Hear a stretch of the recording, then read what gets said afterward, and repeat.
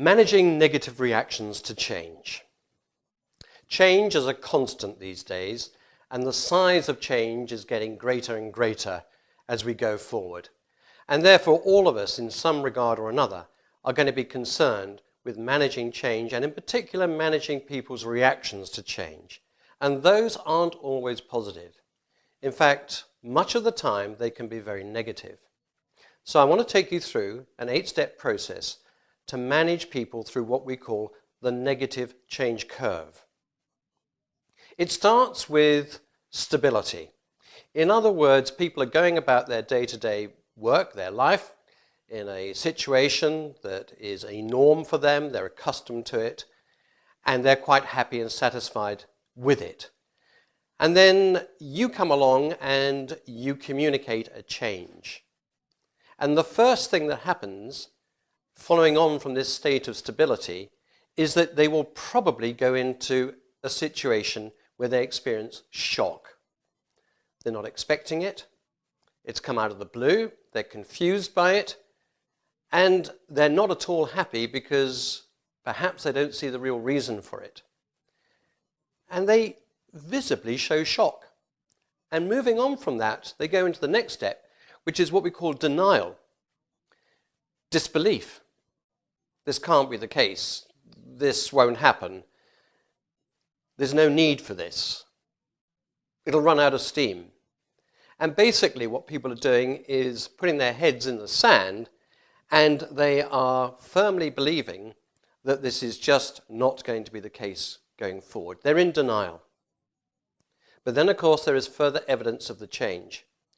And then this brings about the next stage in the process, which very often is anger, blaming, fighting.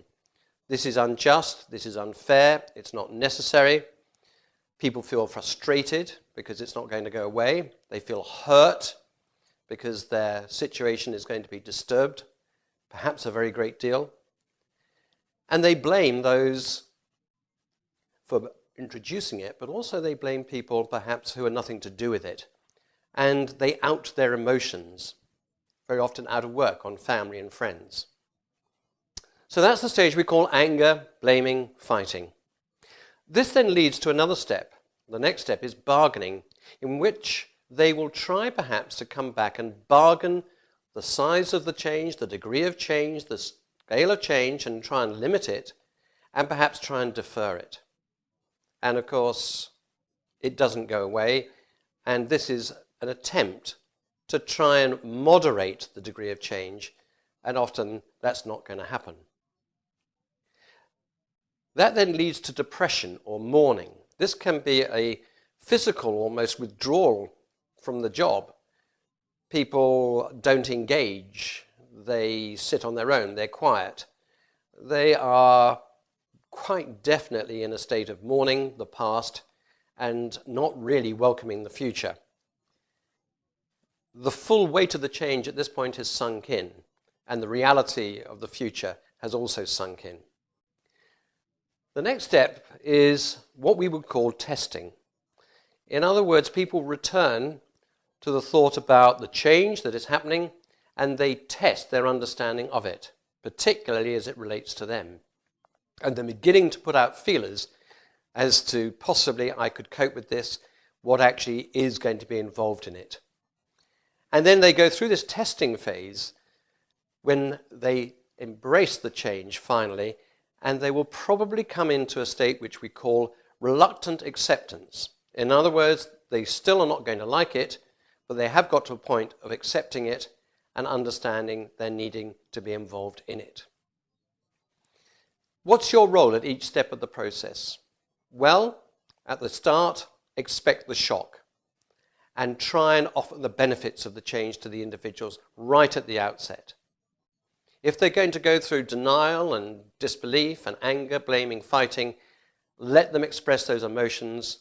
Try and be empathetic, try and be supportive, and try and be on hand to receive those emotions and be available to your people as they work through this very difficult part of the cycle. When they get into bargaining, you have to stand firm on the issues and not back off and not try and get into a compromised situation. After all, the change is fixed, it's going to happen, and they need to understand that. In mourning, accept that people are going to be withdrawn, they're not going to contribute very much, and just give them the space to go through this period. When they come into testing, try and give them as much time as you can to let them know what it is going to mean to them, how you're going to train them, develop them, support them, help them, be there for them as they go through the change. And then when it comes to acceptance, be it reluctant acceptance, make sure you are there to lead them through into the future and to have them become fully proficient in that future.